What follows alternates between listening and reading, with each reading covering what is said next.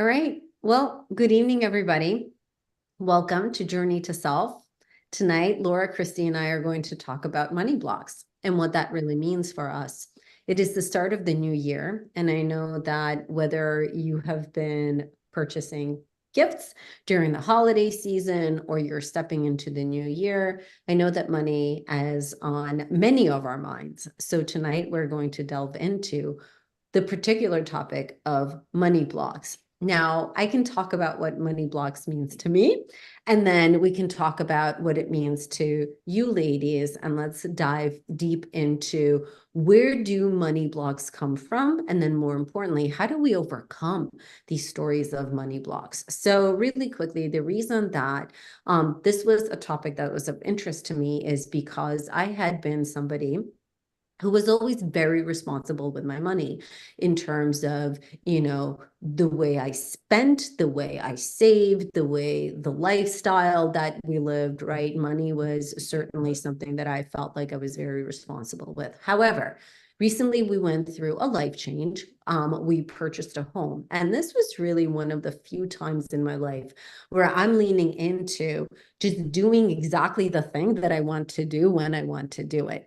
And there are moments when I get into panic mode and I feel like, oh my God, am I overspending? Oh my God, do I need to write out one more check to yet one more contractor, to yet one more store? And when I see the savings account starting to deplete, it is very easy for the fear stories of, my childhood to come up. Now, very briefly, my childhood was, a time in my life where I experienced financial difficulty. And recently, some of those patterns have definitely been coming up within me. So this is where a lot of, I don't want to call them full out fears, but definitely discomfort. And I'm to the point where I'm like, if one more person asks me for one more check, I'm just not going to be a very happy person. And it's not, that they're not deserving of the payment. It's not on them. It's absolutely on me. And I recognize it. So I want to pause here. I want to kind of turn it over to you ladies, see what money blocks means to you. And then let's more importantly talk about, where does that come from and how can we help be present with it and more importantly overcome it. So who wants to jump in? Who is anybody else experiencing money blocks at the moment? How's that? Absolutely. Me and Laura just talked about it in her podcast.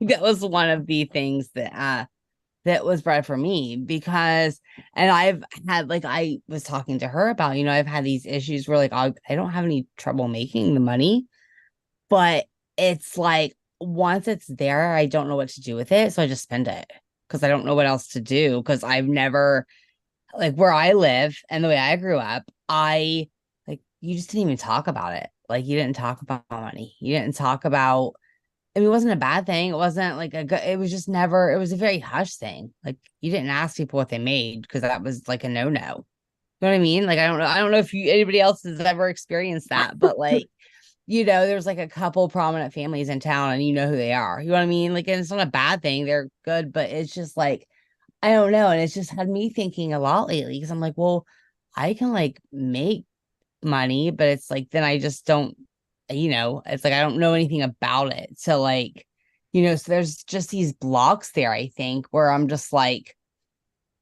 don't know.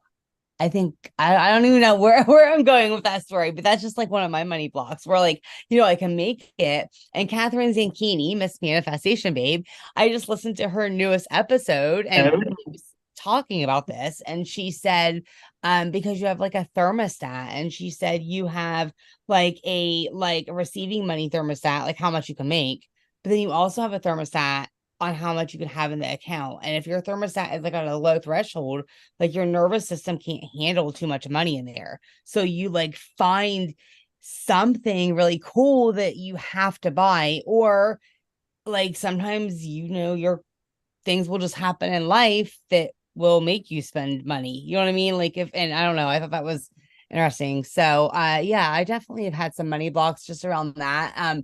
but again, I'm also aware of it. So like it's something I've been aware of for a little while and I've been working through. So like when me and Laura had the coaching session earlier, I brought it all up and that was very, very helpful. So it's like things that I am aware of. But as far as how to move through them, I'm still learning. So honestly, I honestly don't have a bunch of advice when it comes to it. But I can tell you that if you're going through it, you're not alone because like we obviously are too. So Love that. And before we move on, Laura, can you give us the name of your podcast, please? Because I would yes. love for people to listen to this episode, especially given just how connected they are. And we'll link the in the show notes. Let's link over to this episode, particularly to Laura's podcast, because I know your content is brilliant. So Yeah, yeah. Well, I'm definitely getting to post more, so I'm super excited about that. But it's called the Final Phoenix Podcast, and it's on every platform. So, but yeah, Hey Laura, can we ask you? I've just been wondering because I love the name. Can you briefly tell us like what made you choose the name like for that? Can you? yeah. Oh, things in my life the way they. So I was just in a daze. I was waking up, and I had it wasn't an insight. It was an idea. It wasn't an idea. It was just literally. I don't even want to say a voice because it wasn't that. It was like a really loud thought and it said the final Phoenix. And I was like, what the heck is that?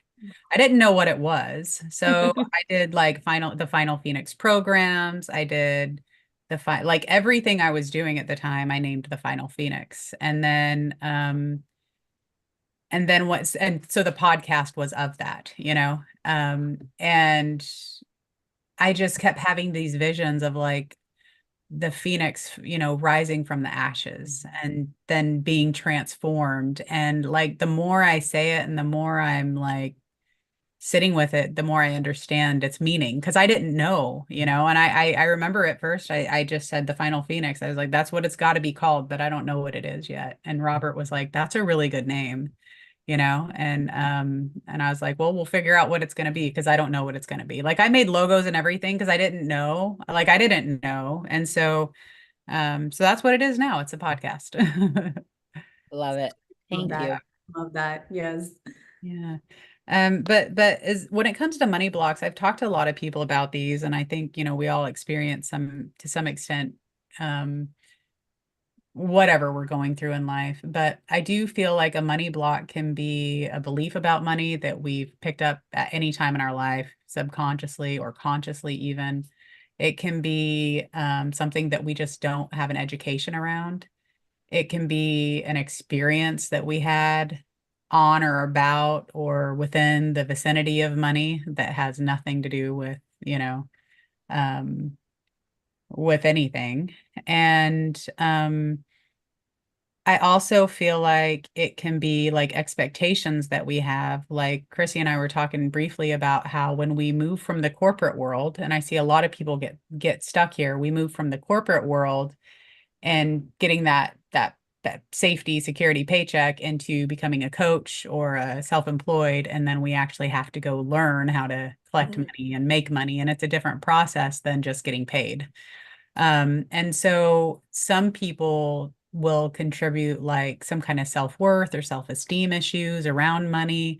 And in reality, money is just the exchange for whatever services we're doing. And the other thing about money is that, like, I'll just add this when it comes to like charging for services, is it really just dictates your price really just dictates the kind of person you attract. Like that's it. Because it weeds out certain people or includes other people, like I'm not going to go spend $500,000 on a coach, you know what I mean? But there are people that do that, well over $1 million a year on coaches, especially athletes and stuff like that. So, I know what my price range would be. So I would be weeded out from those high paid athletic coaches or fitness coaches or whatever, some of the NFL players. My brother played for the NFL for years, and the coaches that they hire are multi-million-dollar a year coaches, right? That they use to keep them in shape. So like when it comes to that, sometimes we think too much about what money means. And, Chrissy and I know we talked about how it's really just an energy. So, So I'll tell you about one of the money blocks I had. And so and I know I told a little bit about this, Vicky, you probably know, but when my ex-boyfriend and I separated and we had bought a house together, I wanted to be bought out of the house. And I thought that I had to do all this now to just be done with the relationship because that's what my lawyer told me. Now, had I realized I didn't need to do any of it now and I could have just sat on the deed until, whatever, then I would have just done things differently. But my mind had associated money with the trial that I had to go through of being bought out of the house. And so I didn't want the experience of the trial was like the most painful thing I ever went through. It was the most bizarre thing I ever went through. And so after that, I had no conscious awareness that I had associated money with a bad experience, So I was still making money from my payroll at that time, but then I got bought out of the house. So I had a big chunk of money plus my payroll, and it gave me some comfort to live without having to like transition into a new career really fast. But I didn't realize that I had associated making big sums of money with that trial and that bad experience. And the person that helped me through this was Victor. Victor, Chrissy. Oh Uh, no, yeah, yeah. So I had a one-on-one. seriously? Yeah, so I had a I didn't know one-on-one. that. Okay. Yeah, back when he did one-on-one sessions, I had a one-on-one session with him back Oh, in like love him. 2017. Yeah, and then I don't really know the other two guys, but I do know him and then he did like this breathing thing that like The somatic breath work. yeah, the somatic breath work. It's And the most that is amazing. what yeah. It is the most amazing thing. I've done it like 3 or 4 times, and I'm about to probably do another Just one. telling me about it too. It is the most amazing thing I've Do it. ever experienced in my life. Yeah. Sorry, Laura. It is Yeah. seriously. Yeah, so I actually looked at getting certified in that. That's how I like something because Yes. I was like, maybe I should go get certified in that. So what it does is it raises the DMT levels and they're natural, but not everything. Like when you die, when you dream, and then certain breath work will raise that. And so you ask yourself a question and then you do the exercises. And I just started I was just like, what's getting in my way, And then I just had all of these visions of the trial and like everything. And I was like, I had no idea. And I just like sat in a stupor for like 2 days. I was just like, I had no idea that association was there. Right. Like I had no conscious, I would have thought I had no money blocks at all. Like I didn't know. I knew that I had to learn things about making money back then, but about I had to learn a lot. I had to learn about like what I did in the investigation agency that made me that I'm not doing in coaching, and then transferring that, and then figuring out where I'm misaligned. But yeah, as far as money blocks go, I think that we are taught by our parents a lot of things that we're not even aware of. Yes. So especially if they played it more on like the safe side and not really wanting to put money in an investment because they see it as a risk of loss or, things like that. Yeah. But Yeah. I used to know someone who was not comfortable in her life. Well, I still know her. She's somewhere. She wasn't comfortable. She's somewhere on my Facebook. I was just She's thinking, somewhere. what she's up to. I'm just not on Facebook, so I'm behind in the times. I'm not on Facebook much anymore, but she used to not be comfortable in her life unless she had $40,000 in debt. So anytime that she would Yeah. pay off her debt, and she was aware of it. She's like, I don't know why, but then she would just like she would do something with her house, a rehab or something in her house. And she always had to be $40,000 in debt. And what I think it was is an association with a happy time in her life that her brain had actually just been recording as a good time in her life. So if she didn't have it, she didn't know where the comfort in life was. So it's kind of bizarre, but that's just an example of how unconscious or conscious something can be. For Our sure. subconscious brain works. I mean, most of our life is controlled by it, and like we don't even know it. So I can that's doesn't even sound weird to me. Like I'm like, I can believe that. No, for sure. Like I know that there are subconscious patterns that are sitting within me right now that are being super Mhm. triggered. Yeah. And I think that there's also like for someone like me, right? I grew up, and I think a lot of people can relate to this. I grew up with a parent, single mother household, where the parent, was really, really afraid of debt, like horrified of debt, um, and wouldn't take any financial risks, like to the point where, I had to convince my mom to invest some money into the stock market. And she almost wanted me to guarantee that nothing would be lost. And I said, Mom, you literally can't look at the market. Just leave it alone. Forget that the money is there and just let the market do what it does. Just let the market do what it does. Right. And I don't even try to explain the laws of compounding, nothing. I mean, I just allow her, I just like invested on her behalf and then just like whatever, right? So definitely a story there. And I think that there's definitely an association between money and safety too.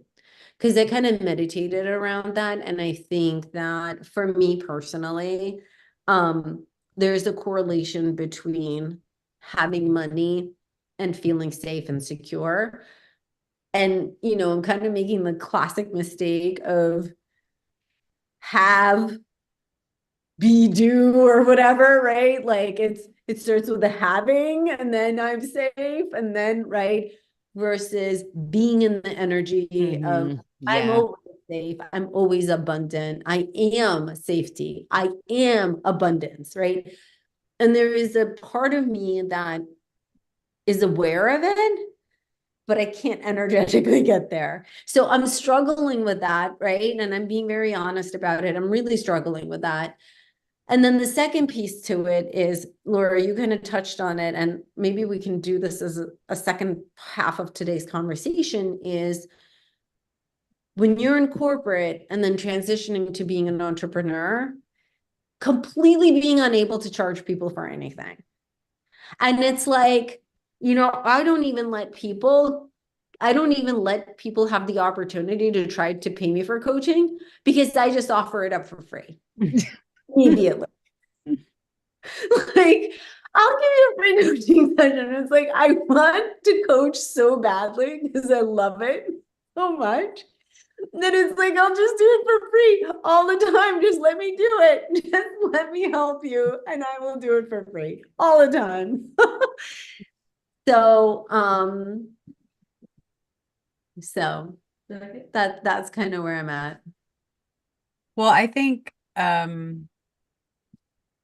just something came to mind when you were talking, which is love what you hate. So if you resist the feelings that you're having around it, then they kind of get stronger, right? And they ruminate and they get bigger.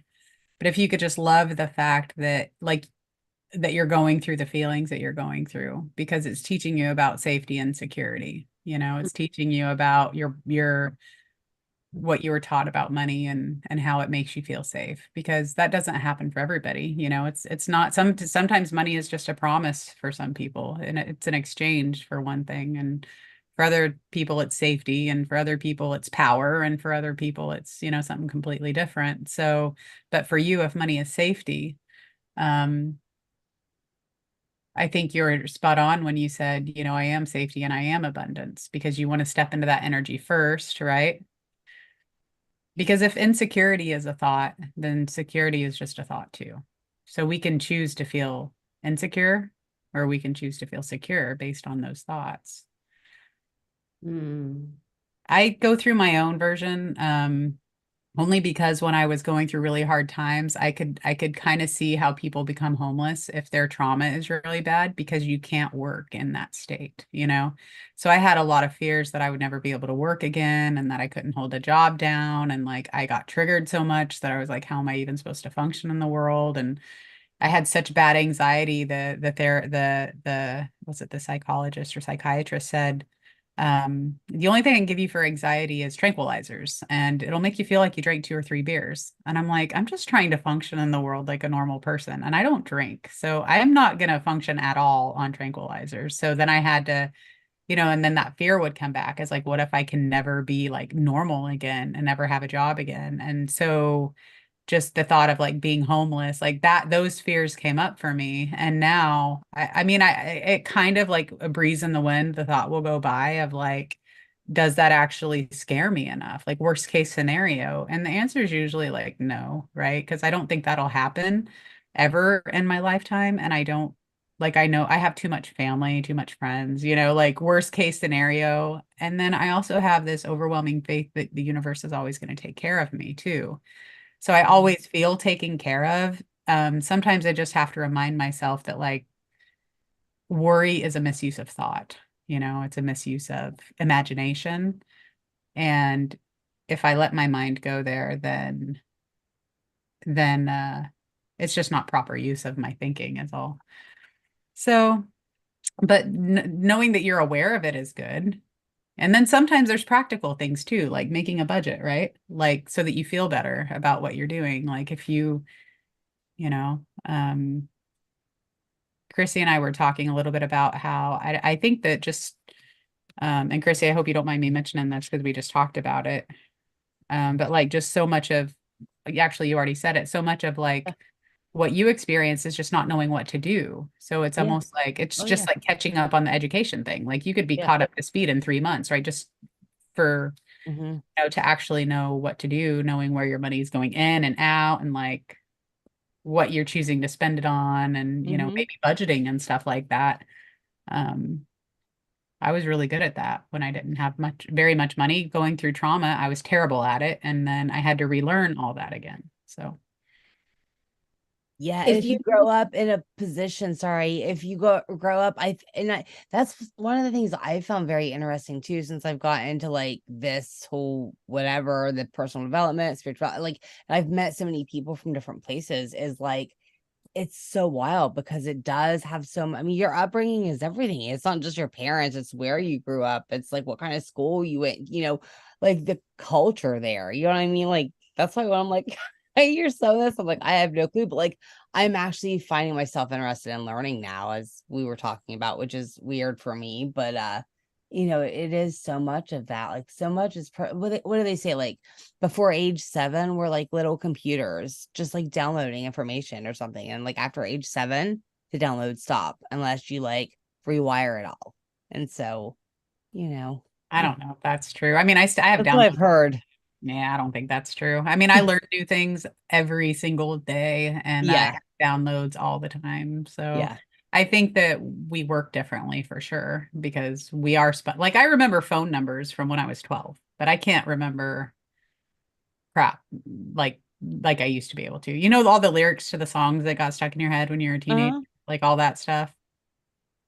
I don't I'm never gonna forget those songs, but in like 2 years I'll forget some song I just learned. Oh, So exactly. yeah, Yeah. Oh, totally. Agree. I think we work differently, but I don't think every day Well, we're new. I've always found that strange too, because I'm like, well, I don't remember, like, I remember having really happy times before age 7, but like after age 7, like, I know shit that happened. Do you know what I mean? So then I'm like, I don't know, but how much do I remember before age 7? I have no clue, but yeah, I thought that Yeah. was good too. Yeah, I heard a quote and it said, it was really helpful because it said it wasn't I wish I had the book because I would read it to you, but it said, like every morning you're born again. Every night you die. So like when you're born again every day, it's just like clean slate, like start new, new and fresh. So I thought that was really powerful because I didn't have to take all the crap with me every single day. I Mhm. just let it go. And then especially people that say things like that, they must believe it. That's what their vision looks like through their lens of perception. So anyway. Well, Bashar says that every single minute the cells in our bodies are changing. So, Yeah. but the other, and we're like constantly regenerated, evolved, Mhm. and reborn. But Christy, on a very practical level, I have a budget.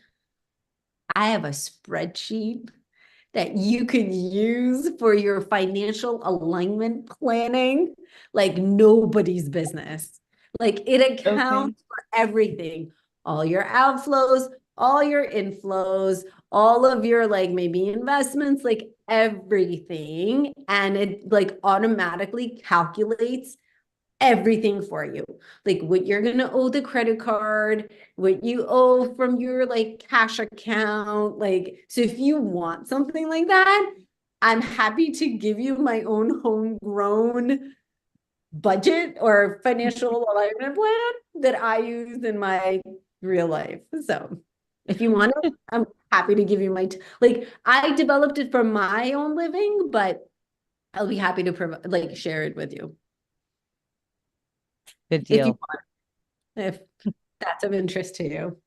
Yeah, it's really funny because like one night Chrissy and I were talking. She's like, Vicky, if I got $100 million, I would have no idea what to do with it. And I said, what? I knew exactly how I would allocate it across every single asset class. And like it's just like I have no money blocks with that, right?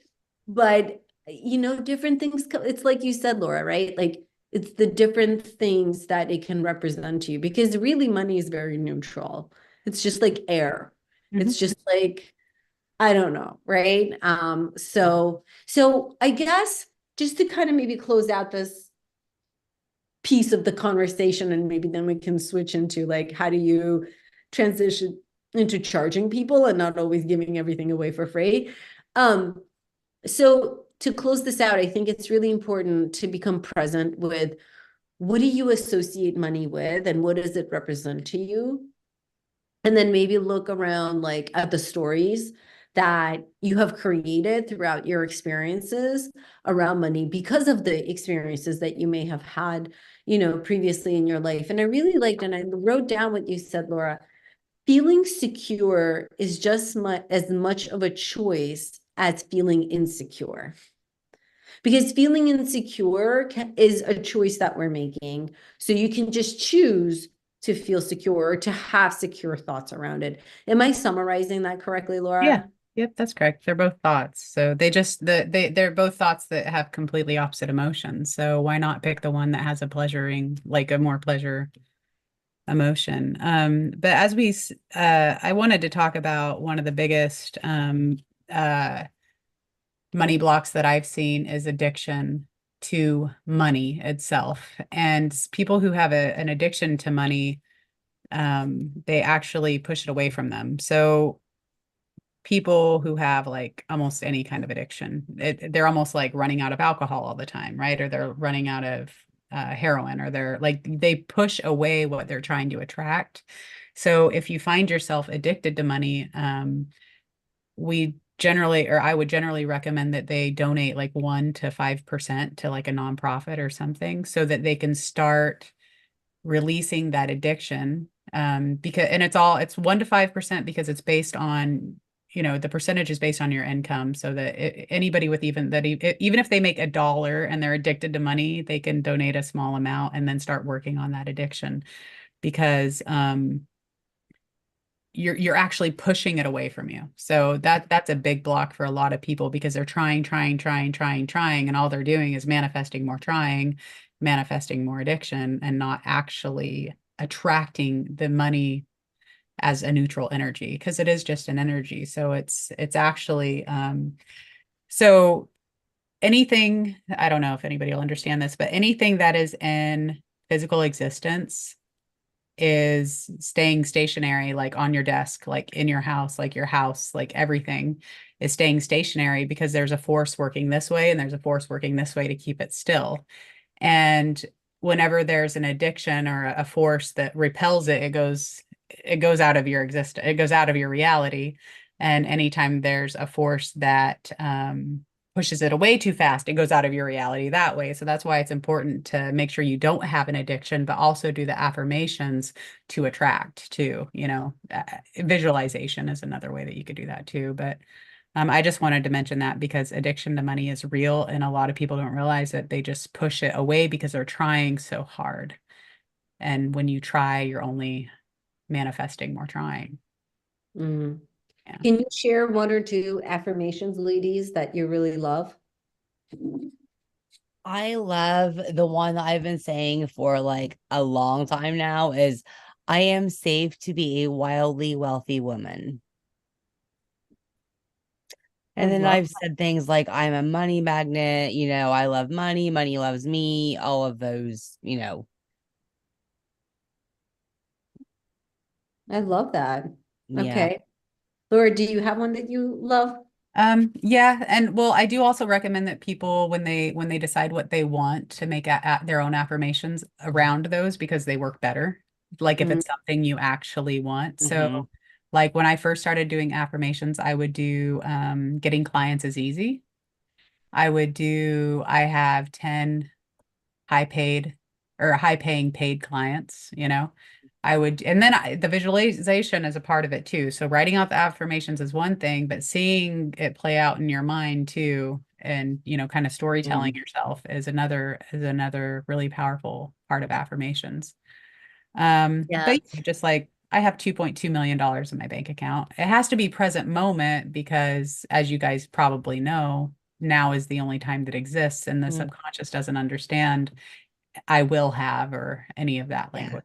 So, And also just for me too, it was about one of the ways the affirmations, like I swear by them 100, 1,000% because like I think it just helped me. Like that was one of my money blocks was like I felt like if I had wealth or if I had, money, all that stuff that I was not like safe, people would want to take it. I would be a bit like all kinds of different things. So the I am safe to be a wildly wealthy woman to me was like helping retrain my subconscious brain. So for me, it was just about like letting your brain know like it's okay, you know. Mhm. yeah, Mhm. and even saying things like I'm well educated about finance, Mhm. like Yeah. like I make $10,000 a week, just really whatever it is that you want to manifest, because I think that's why it's important for people to make them according to what they actually want in life, Mhm. because those manifest or those affirmations work so much better than other people's, because the subconscious mind will start making true whatever you're creating. We're always doing that, even if we're not aware of it. Like all of our reality that we see is based on what we're already creating. So just make sure that it's something that you actually want, right? Um, because the subconscious mind is just going to have you start taking actions, aligning you with people. You'll start having insights from your higher self about that, about how to achieve those things. Mhm. Like we all got together somehow based on Somehow, some right? something we all had thought up, because the A universe will random together. post, probably by I know for me anyway, by Vicky that said who wants to be interviewed. Like that's how I met. Like, Yeah. Yeah. yeah. So, yeah. My one of my favorite affirmations is my success is inevitable. Hmm. I like that one. And it's funny because like when I read that, I'm like, yes. It reminds me, I'm like, yes, that's right. My success is inevitable. Like, I don't know what that looks like. I don't know how it's gonna happen. It's inevitable. Inevitable. Another one that I find, and this is another one from Catherine, is whenever I spend money now, and I say this all the time, there's always more where that came from. You've heard Yes, her I say it. love There's that. always more, like no matter what I'm paying, no matter how much it is, emergency, unexpected, whatever, there's always more where that came from. My dad asked me the other day, he's like, more of what? And I was like, money. And he was like, huh? And I was like, there's always more money, Dad. Yeah, that's a good one. I like that one. It was really funny because Catherine's in Kino, so she talks about going on a date with your money and dating your money and being like really intimate with your money. Hmm. So the other night, I pull up my laptop and I pull up my handy dandy spreadsheet, and no one can deal with my spreadsheet. Even Alex, who's a mathematician, he's just like, he's like, what are you doing with that spreadsheet? And I'm like, oh my God, I'm getting so intimate with this thing. I'm like, and I do love that spreadsheet. Like, I have to tell you, like, I genuinely enjoy working in that spreadsheet because I can, like, oh my God, do I love that spreadsheet. You just can't understand. It's been a labor of love for a long time, but I've gotten it to the point where it's like automated and things are calculating and I can do scenario planning and I can do like all this stuff. And I just love doing that. So anyways, so I'm like, I'm going on a date with my spreadsheet tonight. So I lowered the lights, like literally, I lowered the lights Oh in my no. I poured myself like a nice cup of tea. I set it down. I laid out all the paperwork in front of me. I don't want to say bills, paperwork. And I was like, all right, let's get to this. Let's see what it really looks like.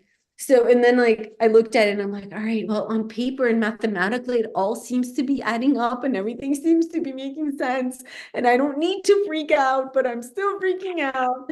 So, anyways. Yeah, that's funny. Well, that reminded me, one of the things I learned is that years ago I was told, like, look at how you treat your money. And it was like wadded up in a ball in my purse. I'm like, is your money folded Yep. nicely? Is it like put in your wallet all neatly? And I'm like, no. So like how we treat our money, right, is really important. But That's then something also, I've started doing too. I've started changing the way I carry my money. I've heard that too. So yeah. yeah, that, and also the feeling when you're giving money too. Because Mhm. so like Vicky, when you're writing checks, like you're contributing to that person's well-being and that person's, so like if you're putting joy behind that money when you're giving it, that's what's circulating, right? That's the energy that you're putting behind money. So if it's like dread or something, that it's always whatever energy we're putting out with something, but be very careful around money too, I think. That's why the donating a percentage works. It's because it makes you feel happy, right? It makes you feel like you're contributing to some society or somebody that needs it. So it's the joy that's going into it. Crazy because I love donating. Like whenever Mhm. there's a conflict in the world or whatever, I'm like, Alex, we got to donate to the humanitarian cause. And then I always like look at, is my company doing anything? Can I amplify like my donation and make it go 3 times like harder, work harder? So like I will like donate through my company so that more is given. And I'm like, Alex, and now you donate through your company. Let's like maximize, like, so that brings me tremendous joy. Like, that feels amazing to me. But it's like, if I have to write one more check for this stupid house, I'm like, I can't take it anymore. Stop it. Stop it. Which is interesting because it's just a different thought that's giving you a different experience. Yeah, 1,000%. And I love this house too. Like we adore this house. We love being here. I feel like I'm on vacation. I was talking to my friends at work today and they were like, Vicky, do you still love your house? I'm like, you don't understand. When I'm at home, I feel like I'm on vacation. Like I walk my dog and I feel like I'm on vacation in a park. I just love being here all the time. So it's not that I don't love the house. I'm just like, please stop. I think there's a pattern that feels like they're depleting my savings account, and I'm really not enjoying it at this point. I'm like, stop it. Just stop. Like you can Yeah. just stop depleting it now because I don't like this. I don't like, but you're right. Like the more that I feel into it being a circulation, and that there's because what's a circulation, there's an outflow and an inflow, outflow and an inflow, but I feel like it's only an outflow and that the inflow is never going to come back to me. And I think that maybe that's where some of that fear is coming through, right? That like, oh my god, my savings account will never fill back up again because I'm just in a money draining situation now. Mhm. But that's an affirmation. So you want to Mhm. make sure that you can change Yeah. that, but you also know that's not true. Like, is it true? No, that's not true. I don't know, like that's my biggest fear, I think. There's always more where that came from. And yeah, Exactly. try it. Don't, I'll say this. Right. My sister told me that having blood clots in her lungs with her was her biggest fear. And she just got out of the hospital. So just keep in mind that what we think about a lot, we tend to attract. So I've just I've make sure you actually choose I've carefully. manifested some negative when we were talking about that a little bit earlier. Like I have manifested, I'm talking like within an hour a situation, like I literally a flat tire, literally within an hour. Like I manifested a snake in my bathtub. Like I mean, too long to tell, but I'm telling you, like, Cosmic humor, though, because the universe yeah. doesn't have any comprehension of, there's no difference to the universe between negative and positive. Mhm. Everything's just neutral. And there's no difference to the universe between like $1 and $1,000,000. Like the universe doesn't understand Mhm. like dollar amounts. It's just the money of the energy of money. So And I guarantee you now, I don't know for sure. We haven't talked about it, but my mom right now, she's in the hospital. She's gonna have to go back in for surgery to remove, whatever. But I guarantee you that she probably had a fear because she was not off of her blood thinners as long as they would have liked. And so I guarantee you she was probably thinking about like that before she had the surgery. You know what I mean? And now it's happening. So yeah.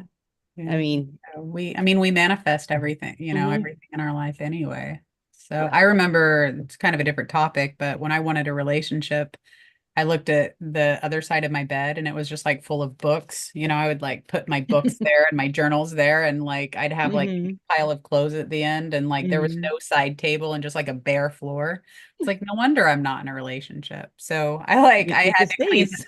Yeah, I never made the space. So I cleaned off that side of the bed. I gave a nightstand and a table, and Mhm. so you gotta, you know, yeah, and then I met Robert eventually I after. was gonna say then I bet you met Robert, right? Yeah, pretty much. And I was not ready, but we already know that story. So anyways, So shift my energy. All right, ladies, I'm writing this all down because I use all the help in the world and I know I can right now. So I am tomorrow when I'm writing out checks, I'm going to put joy behind it because I'm putting food on their table, Yes.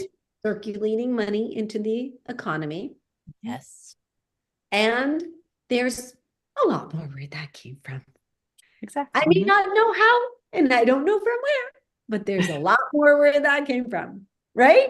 This Yes. is literally Exactly. going on my desk. So tomorrow, because Alex was like, honey, we gotta write out another check tomorrow. I was like, what? I thought we were done. And he was like, no, one or two more checks. I'm like, we're literally out of checks. Like I had to order a new checkbook thing. Because I never use checks. And now every day, they're like, I need a check for this and I need a check for that. And I'm like, stop it with the checks. The number. Yeah, I didn't know that many people took checks nowadays. I thought it was all like electronic shit, like I thought, but no, everybody wants checks. So, anyways, so like I think Alex and I are like also like feeding off of each other a little bit too now, right? Because when I got home, he was like, honey, you gotta prepare some time for me. And I was like, oh my God, not again. Right. But I think I gotta quit that. And I'm just gonna be like, all right, I'm putting a star next to the things I'm gonna be saying to myself as I'm gonna be writing this out. And I'm just going to do it with joyfulness. And thank you for making my home so beautiful and for making it so nice. I appreciate you. I appreciate all. There you go. Beautiful. Beautifully said. All right. Now, can we take 30 seconds and talk about, I don't know, Chrissy and Laura, if you guys have ever faced this, but I literally don't allow people to even offer me the opportunity to pay me because I am constantly finding myself saying, I'll give you a free session. I love how you're just like so excited. Like you're so cute when you say it. Like you're like, I just gave you a free session. It is so Yes. like I'm like almost embarrassed of it at this point because I'm like, really, you don't have enough courage to to know, like you don't have enough courage to just be like, listen, I get paid to do this. Nope, zero, none whatsoever. Well, I think it depends on why you're doing it. So I give free sessions, but I give like if I wanted to make Chrissy a client today, then I would have probably gone really deep, Chrissy, into what you want, like what you really, really, really want. And then I probably would have started helping you devise a plan to get that. And then usually at the end of a session, people will want to say, hey, how do I continue to work with you? I really want all of these things. I really had a transformational experience. How do I continue? Like, because they've got to get the confidence that you can help them, you know? And sometimes, like, since Chrissy came with just a couple of things that I asked her intentionally on the form, I knew that we were going to be talking about just a couple of things. So I was hoping just to give her an experience that made her feel lighter. And I think that's what we accomplished today. Right. Yeah, And exactly. yeah. And Those were so, my words too. So yeah. Yeah. And so yeah. had my intention been any different, where am I going with here? Then I would have done it a little differently. But if I would have said, hey, Chrissy, let's get you on a, you know, projected financial thing, let's get you out of your nursing career, let's do a timeline, let's get some basic financial knowledge, you know, let's get your IRA and your retirement situation. Like, I could have mapped out a future for you, and you would have probably eventually said, this sounds really good. How do we make this stuff happen? So in my first 2 hour session, that wasn't my intention, as you know, but in my first 2 hour session with potential clients, that's what I'm doing is I'm finding out, do they need more than 2 hours? Can I help them? Are we a good fit? Um, do we match up? Like, can I feel like I'm able to be of service to this person, legitimately, and that I can actually help them? Because if those answers are no, you know, then I'll give them a session. I'll hopefully give them a transformational experience, and then you will eventually end up getting clients from people that they know. So you're always working to serve. And then when you do it that way, like Chrissy may send me, not that I expected or am even thinking about it, but like that's just how it works. Like she may send me somebody 5 years down the road, or you know, or something, to say, hey, I know someone that might help you with that. So it's always about how can I serve people. And then as far as the money thing goes, I charge so much because I want the commitment from a person, you know, and people tend to pay attention when they pay. So I've always heard that. Yeah. yeah, they pay attention when they pay. So it's not that I don't do, you know, promo stuff and that I don't help people out for free. It's just that I know that there's a few things that get the commitment from a person. One is money that they have to pay. They will pay way more attention when they pay for it. The other is it actually depends on the type of client you're going to attract.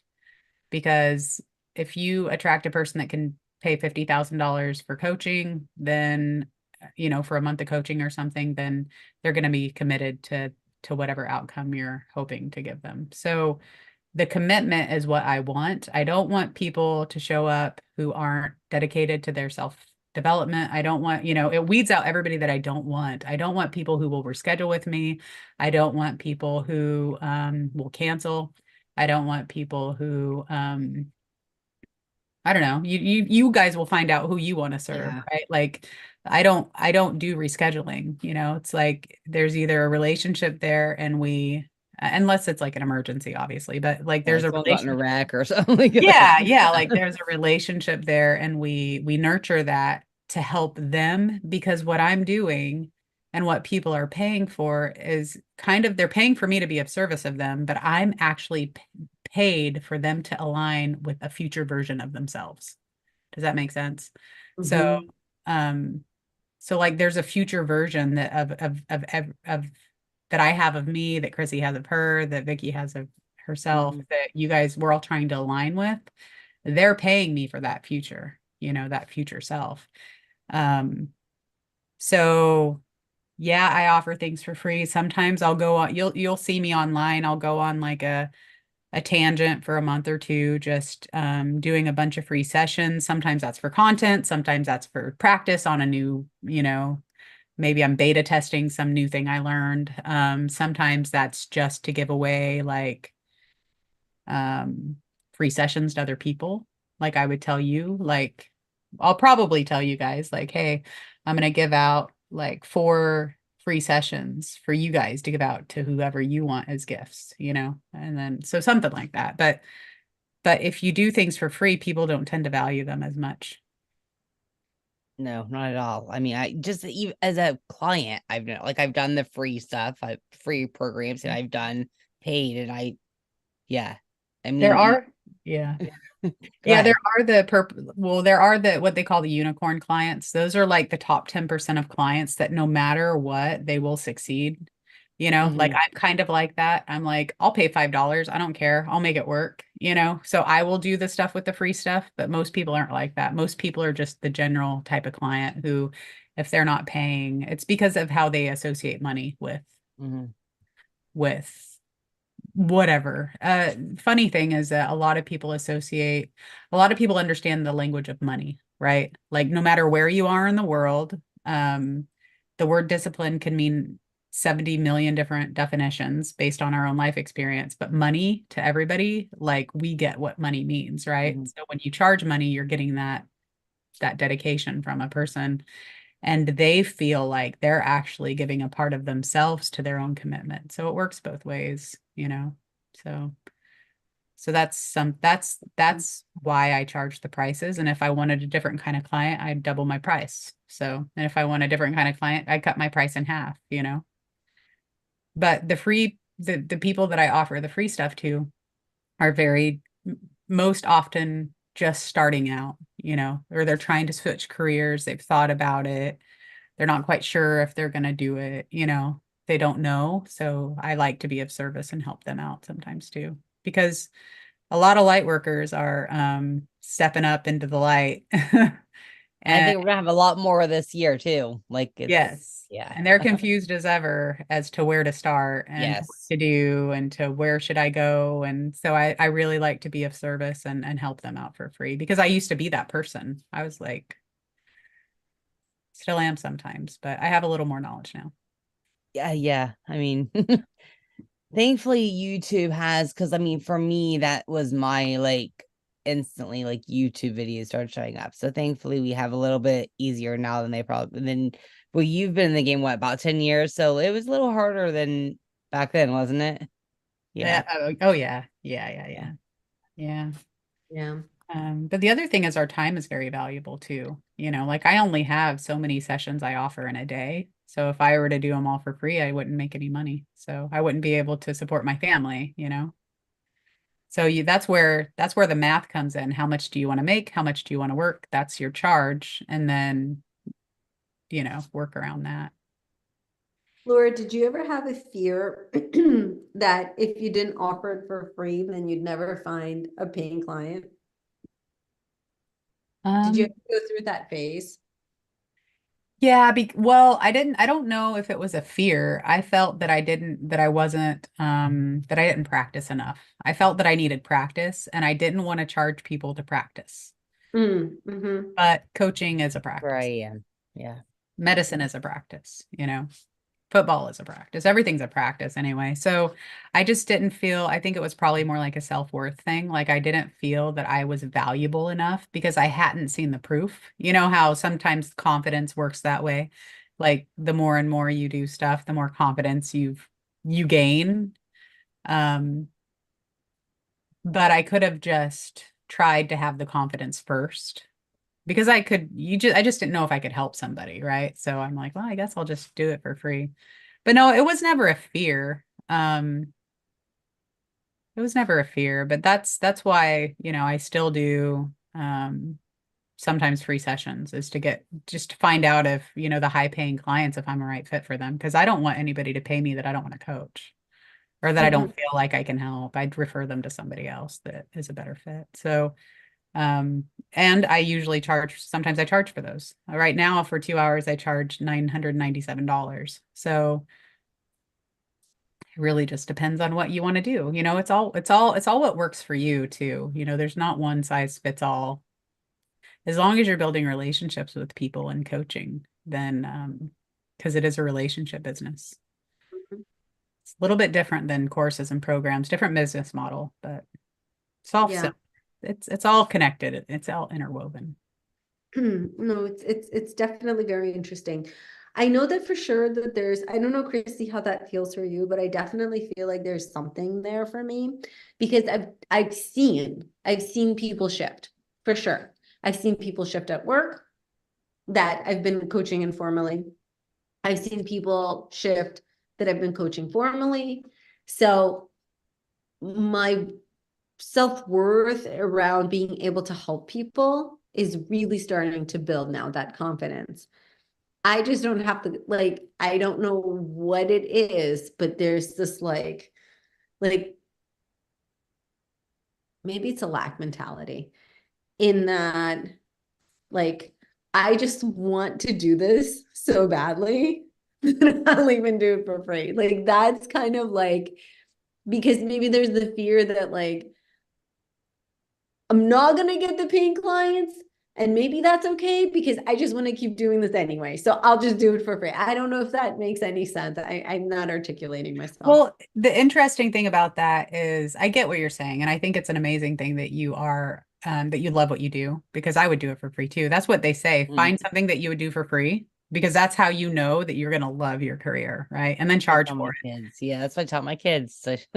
Yeah, but but the thing about creating a practice is that we have to talk to people and then we charge, it's building. It's like, it's a building, but it's also a creation. So you're never, until you start charging, you're never going to build on that charge. You're never going to build those clientele, because that's what you're doing when you're building a practice, is you're like talking to you. Maybe one person, and then then 3 people, and then maybe you have 6 people that you coach regularly, and then maybe one sends you another, and then it's just a building. It's just like literally just like bricks you're building. But if you never charge anybody, but Vicky, it makes me want to ask you, so like, how much do you charge? So if I was a client and I worked with you and I said, I'm really excited to talk about hiring you, how much do you charge? So I have a package of 4 sessions for $1,000, or a 2-month package for $1,500. But that's 6 sessions. Okay. Yeah. So you've practiced your price, so that's good. I can't hear you anymore. Are you still there? I'm here. Can you guys hear me? Yeah, yeah. Yeah, I can hear you. Yeah. Sorry. Yeah. So I even created my packages and what people would get. So I have a 1-month package, and then I have a 2-month package, but the 2-month package is 6 sessions. So some of them can be bi-weekly or every week, however you want to choose. There's a little bit of flexibility there. Yeah. So, and then the other thing to remember, and this is going to go into some of I can't really share my screen with you guys, but I have like the coaching program that I'm putting together that I hope the universe doesn't say, here's something even bigger, because every time I work on something, everybody's like, here, that's great. Now that you learned that, this is everything that we really want you to do. But it's, is to teach people, the practice building. And then I was just thinking something else to say. About building your practice, and it's gone out of my mind, but maybe it'll come back in a second. I could tell that's when my brain's getting tired. Actually, I just started my fasting again, so my brain like goes about 5 o'clock. It's like, you want to eat something, don't you? But so if I'm a little like clueless, it'll only last for a couple days. But yeah, it'll come back to me, hopefully. Okay. All right. Well, I know that we've been at this for a long time, and I so appreciate your advice and your guidance. Honestly, this is so helpful. Well, I hope that you listening, that you got lots out of this. Number one, I love what Chrissy said. We're all in this together. We're all struggling in the same way, right? Money blocks can come up for us in so many different ways, but we're all in one way or another, no matter our experiences and where we're at in life. This is something that we're all dealing with. The other thing is, I'm going to include the different affirmations that we included in here in the show notes. I think those are brilliant, and I really want to share it with everybody. Most importantly, put joy behind circulating your money, and know that there's always a lot more where that came from. And create your own affirmations. Let's not forget what Lora said at the very beginning. How you feel, which is essentially the thoughts, right?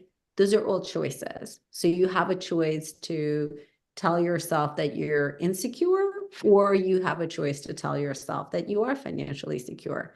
Just align yourself with where you want to be financially. So choose your thoughts, choose your emotions, and what emotions you put behind your thoughts. And then lastly, if you have a barrier and you're trying to, as an entrepreneur, to step into, a new line of work, I know it might feel a little icky and uncomfortable charging clients for what you do, but just remember, you are creating value. You're putting so much value out into this world, and you deserve to have the same exchange of energy, because money is neutral, as we said at the very beginning, and it is an exchange of energy. So just allow for that energy to be exchanged. You're providing value and they're providing value in return. So that's all it is.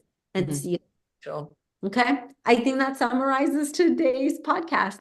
Ladies, yes? Yay. Feels good to Yeah. be back. Yeah. Yay, Yeah.